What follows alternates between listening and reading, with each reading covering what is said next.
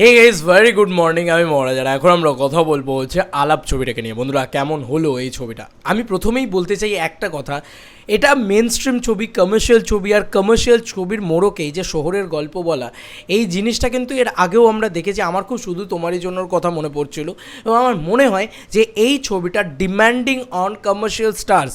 আসছি এই বিষয়ে, অঙ্কুশদা হলে কেমন হতো, জমতো কিন্তু হেভি। এবার আসছি, প্রথমত বলি আলাপের গল্পটাকে।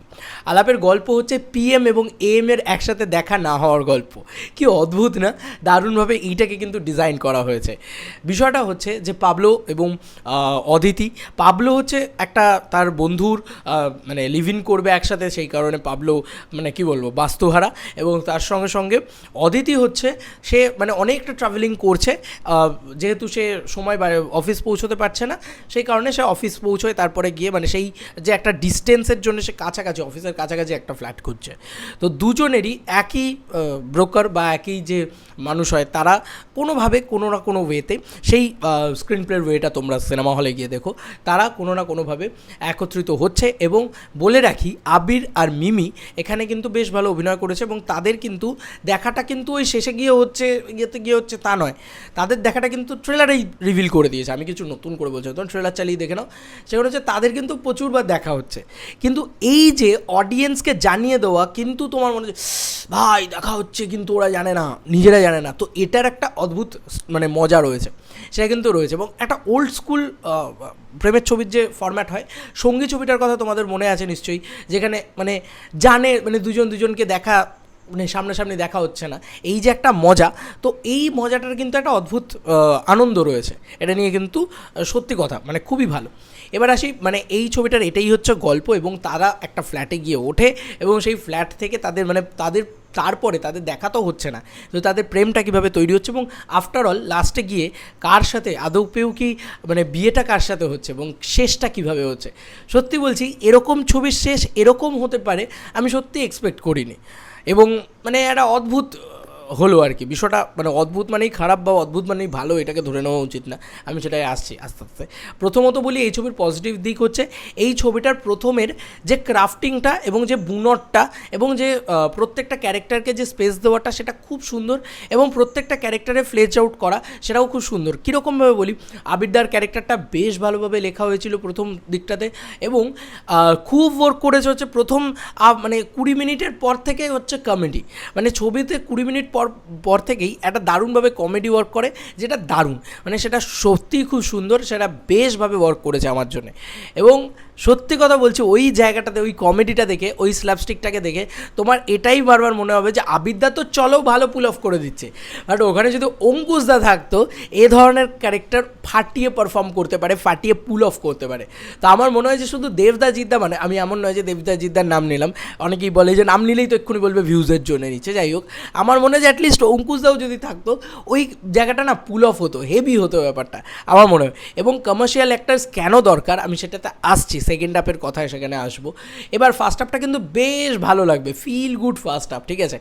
কমেডি রয়েছে, মজা রয়েছে, দারুণ ব্যাপার স্যাপার, মানে বাবা মা চলে আসছে, ওই যে একটা মজার একটা ক্যাওস ক্রিয়েট হওয়া, সেটা দারুণভাবে হয়েছে। এবং ওই ফ্ল্যাটটাকে যেভাবে দেখিয়েছে, এবং খুব মানে যত্ন সহকারে, সর্বোপরি যে ওদের কেমিস্ট্রিটাকে দেখিয়েছে, যে এ ওর মাংস খেয়ে নিচ্ছে, ও এর একটা রান্না করা একটা পুডিং খাচ্ছে হয়তো, তো এই যে মানে, এবং মানে মানে এই যে পাপাকে মানে হোটেল পি পাপা, এটা দারুণ একটা স্টাইলাইজেশন রয়েছে, এরকম ছোটো এলিমেন্টস। এবং আবিরদার ক্যারেক্টারের একটা অদ্ভুত স্টাইল রয়েছে, মানে আবিরদার ক্যারেক্টার এটা মানে আবিরদা হয়তো নিজে নিয়ে এসছে, আমি জানি না, এই জন্যই হয়তো ভালো অভিনেতাকে আমাদের বলতে হয়, চোখটাকে এরকম করে টেপে, তো এটা একটা মানে হয় না, যেটা মুদ্রা দোষ থাকে প্রত্যেকটা মানুষের, দেখবে ওরকম একটা স্টাইল ও এই ক্যারেক্টারটার ভিতরে নিয়ে এসেছে।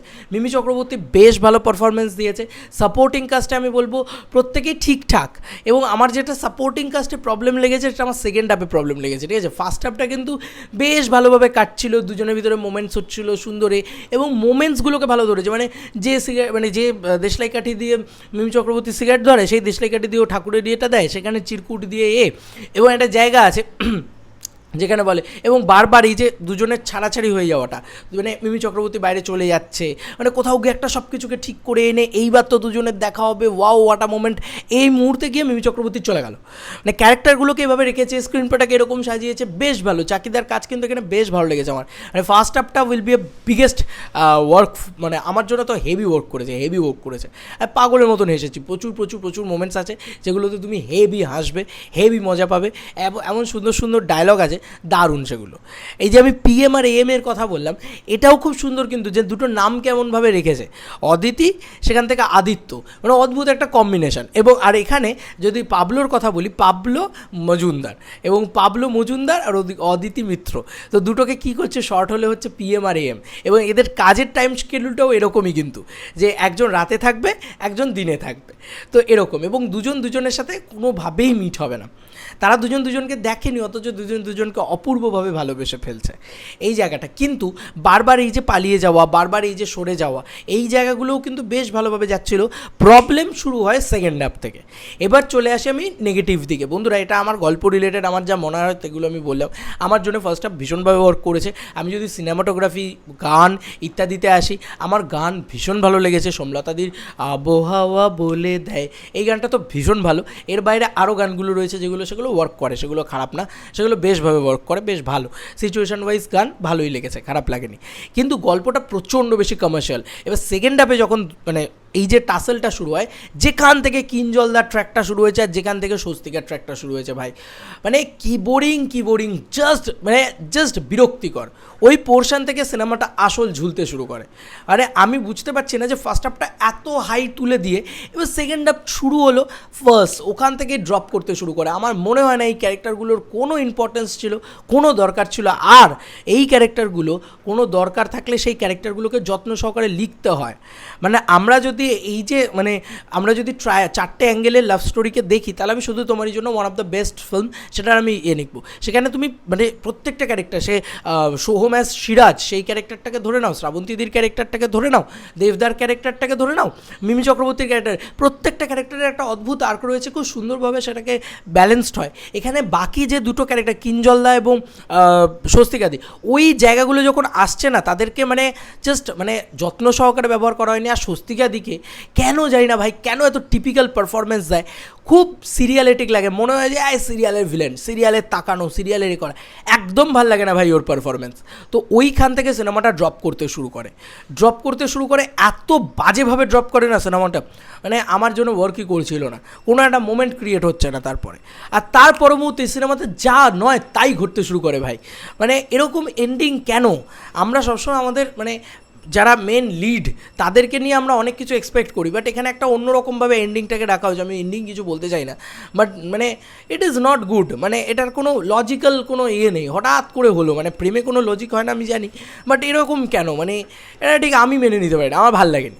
এতটা কমার্শিয়ালি যখন ট্রিট করা হলো, শেষটাকে গিয়ে ওরকম হট করে গিয়ে ভাই এই করে দেওয়া হলো, ভাল লাগেনি, একদম ভাল লাগেনি।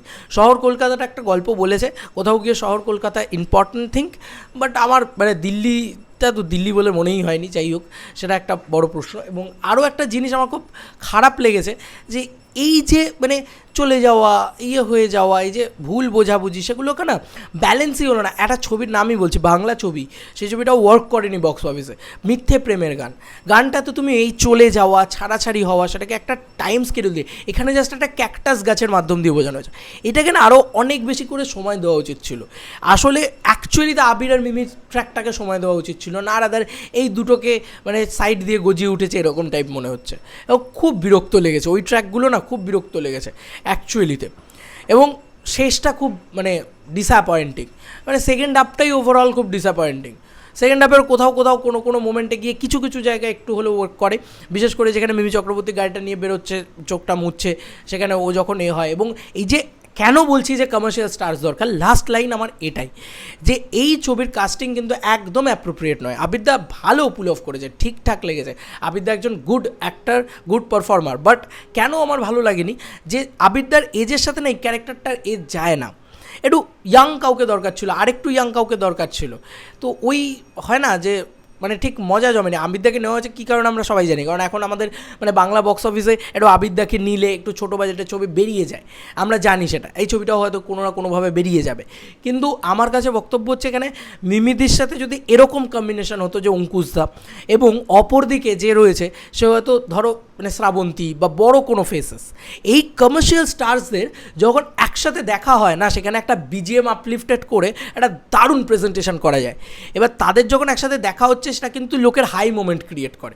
এখানে এই 4টে ট্র্যাক মানে কিঞ্জলেরটা বাদ দিলাম, আমি স্বস্তিকা আর মিমি অ্যান্ড আবির এদেরকে নিয়ে বেশ লাভের ভিতরে কিন্তু বেশ মোচড় আছে, তাদেরকে নিয়ে কিন্তু খেলা করেছে। কিন্তু তুমি প্রেমের ছবি বলো, হাই পাপা বলো, বা বাকি এত ছবি রয়েছে যেখানে আমরা এত কিছু দেখে ফেলেছি, সেই মার্কেটে দাঁড়িয়ে এই ছবিটা কোথাও গিয়ে ওই জায়গাটাতেই বিফল হয়। মানে মেন যে প্রেমের ছবি বলে যে ছবিটাকে জানা যাবে, চাকিদা অলওয়েজ আমরা জানি যে চাকিদা খুব ভালো রোম্যান্টিক ছবি নয়, চাকিদা খুব ভালো কমেডি ছবি লিখতে পারে, কমেডি ছবি বানাতে পারে। তো কমেডিটা তো ওয়ার্ক করে গেছে ছবিতে, তো রোম্যান্সটা ওয়ার্ক করেনি কোথাও কি, আমার এটা মনে হয়েছে। তো রোম্যান্সটা ওয়ার্ক করতে গেলে তার জন্য কিন্তু মানে অ্যাকচুয়ালিতে সিনেমার ভিতরে রোম্যান্স, এমনি আবিদ্যা মিমিদির কেমিস্ট্রি ইত্যাদি ইত্যাদি ঠিকঠাক রয়েছে, আমার মনে হয় খুব up to the mark level রয়েছে। মানে তুমি যদি রক্তবীজ দেখো, তার পাশাপাশি এটাকে রাখলে কিছুই মনে হবে না, তোমার একদমই ফ্ল্যাট মনে হবে। সেই মানে রোম্যান্সটা ওয়ার্ক করেনি অ্যাকচুয়ালিতে। রোম্যান্টিক ছবিতে রোম্যান্সই যদি না ওয়ার্ক করে তাহলে তুমি কী বলবে? সেকেন্ড হাফটা just very badly written, very badly পুরোভাবে ধরাস করে পড়ে অনেস্টলি স্পিকিং। তো অনেস্টভাবে বলা উচিত আমার মনে হয়। তো অ্যাকচুয়ালিতে সেকেন্ড হাফটাই কিন্তু মানে হোল্ড করা উচিত ছিল। এই যে ট্রায়াঙ্গেল এত সুন্দরভাবে সেগুলোকে রাখা হয়েছে, সেখানে কমার্শিয়াল স্টার্সরা যদি থাকতো তাহলে তোমার মনে হয় যে ওই পোর্শনগুলো ওয়ার্ক করতো, এবং তোমার মনে হবে একটা টাইমের পরে যে সিনেমাটা তো শেষ হয়ে যেতে পারতো, এখানেই তো শেষ হয়ে যেতে পারতো। যেখানে একটা মিমি চক্রবর্তী একটা ডায়লগ বলে, ট্রায়াঙ্গেলের মিট আপ হয়, সেখানে ডায়লগ হয়, ওখানেই শেষ হয়ে যেত। আবার সিনেমাটা যেন টানছে, মানে আবার ড্র্যাক করছে সিনেমাটা, তখন তোমার কাছে অলরেডি বোরিং হয়ে গিয়েছে। তো এটাই হচ্ছে বিষয়। আমার অনেস্ট ওপিনিয়ন আমার ছিল। এবার তোমাদের ডিসিশন, তোমরা দেখতে যাবে কি যাবে না ছবিটা। আমি বলবো যে একবার দেখে আসতে পারো। ফার্স্ট হাফটা ভালো, গুড এনাফ, অ্যান্ড সেকেন্ড হাফটার জন্য আমি ডিসঅ্যাপয়েন্ট হয়েছি।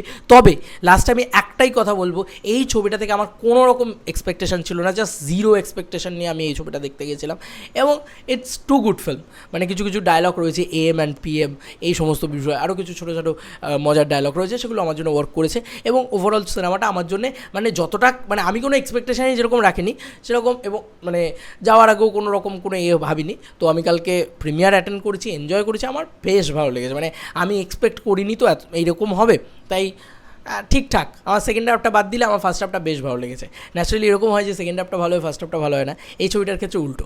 তোমাদেরকে আর কি মতামত এই এন্টার ভিডিওটাকে নিয়ে জানিও কমেন্ট সেকশনে। চলো বন্ধুরা, নতুন কোনো ভিডিওতে দেখা হবে, বাই।